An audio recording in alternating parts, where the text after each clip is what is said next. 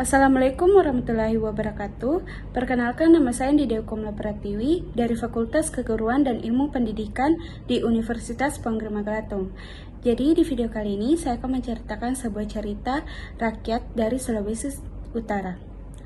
Kemenangan sebuah kejujuran sangat terlihat pada cerita rakyat dari Sulawesi Utara ini. Siapapun orang yang jujur, maka pada akhirnya Tuhan akan menolongnya. Hal yang sama terjadi pada cerita rakyat Sulawesi Utara yang akan saya ceritakan di video kali ini.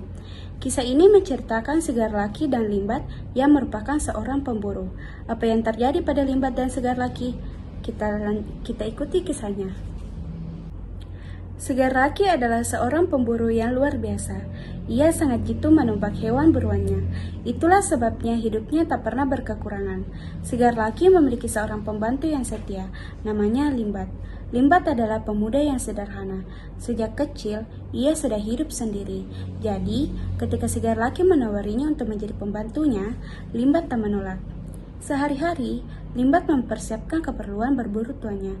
Selain itu, ia juga mengurus rumah dan memasak. Meskipun Limbat adalah seorang pria, ia tak mengalami kesulitan untuk mengerjakan semua itu. "Limbat, cepatlah, hari sudah hampir siang," teriak Segar Laki. Limbat berjalan dengan tergesa-gesa, membawa seperangkat alat berburu. Hari ini Segar Laki akan pergi berburu lagi. Dan seperti biasa, Limbat harus mempersiapkan semua kebutuhannya. "Aku pergi dulu ya, jangan lupa persediaan daging itu kau jual ke pasar. Sisanya, masaklah untuk makan siang kita," pesan Segar Laki sebelum pergi. Limbat mengangguk. "Tentu tuan, aku tak akan lupa." Setelah tuannya pergi, ia segera menimbang daging yang akan dijual ke pasar. Kemarin, tuannya berhasil mendapatkan seekor rusa yang gemuk. "Ah, semuanya sudah siap. Sekarang aku mandi dulu," katanya dalam hati. Limbat mandi dengan riang. Ia tak menyadari pintu rumah terbuka lebar.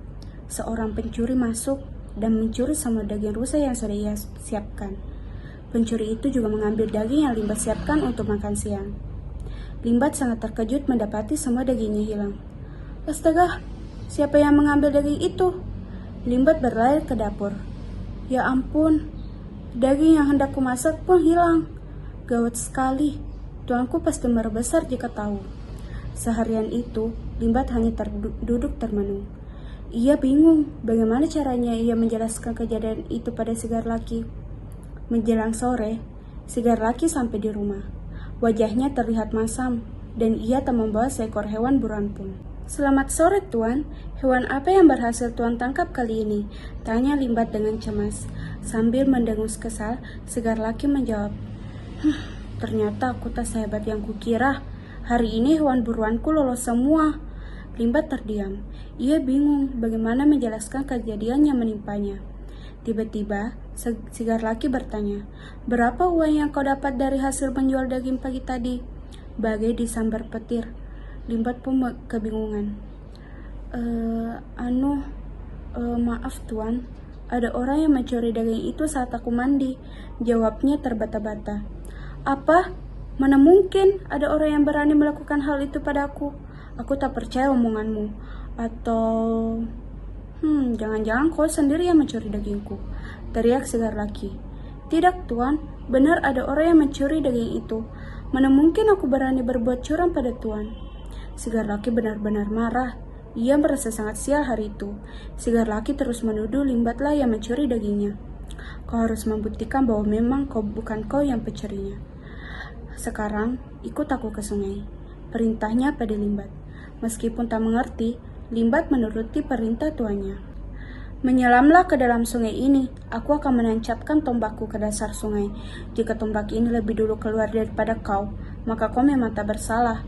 Namun, jika kepalamu yang keluar lebih dulu, berarti kau pencurinya," kata Segar Laki. Limbat sungguh ketakutan. Mana bisa ia menyelam begitu lama? Dan mana mungkin tombak itu bisa keluar sendiri dari sungai? Ia sangat cemas. Limbat tak bisa mengelak lagi. Ia pun menyelam ke dasar sungai dan Segar Laki menancapkan tombaknya. Tapi, baru beberapa detik berjalan, Segar Laki melihat seekor babi hutan melintas.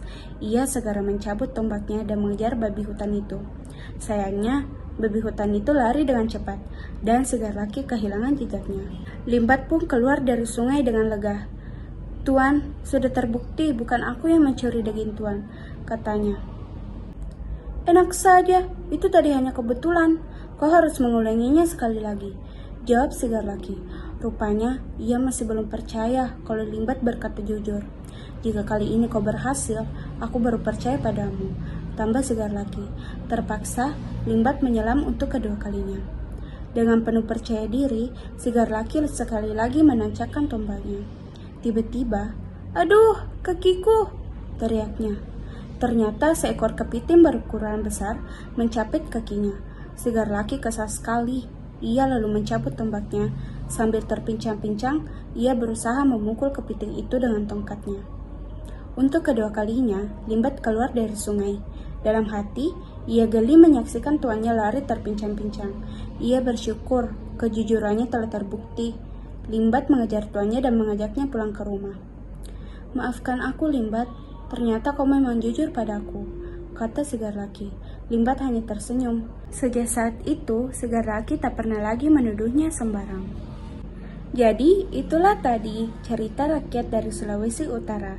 Pesan moral dari cerita rakyat dari Sulawesi Utara, si Garlaki dan Limbat untukmu adalah jangan mudah berprasangka buruk. Berpikir positif akan membuat hidupmu lebih menyenangkan. Jadi mungkin itu saja yang dapat saya ceritakan di video kali ini. Lebih dan kurangnya mohon dimaafkan. Wabillahi taufiq wal hidayah. Wassalamualaikum warahmatullahi wabarakatuh. See you in next video. Don't forget to like, subscribe, and comment. Bye-bye. It's 5:50 something and I feel so empty inside. The sun is going down, the sky is turning